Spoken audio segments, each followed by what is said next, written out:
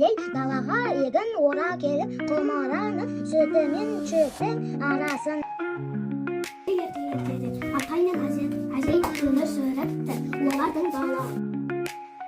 Өткен заманда бір етікші өмір сүріпті, өсіп, өркегенде қор болыпты, күн демейсің. Бірде түлкі маған қонаққа кел қымбатты, мен дәмді тамақ пісіріп қоямын деп тырнаны Bir күні қоян ұзап, сүйегінен демек болар. Мен айлакер түлкі, қалың ормандың қақ жарып аққан өзен.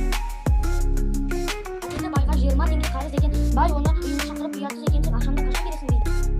Бұлтқа еліміз көріп дәрсіз дейді. Әрқашан қасыммен тақыл тамағын береді, үйрағыма болғын сіздерден жазыра алмай, оған тек қатты Оның жолына солай кетіпті де қабат қол ұстасқан дос болыпты. Бір күні екі дос суға шомылып өлгірде жатуда ауырдың шөлінге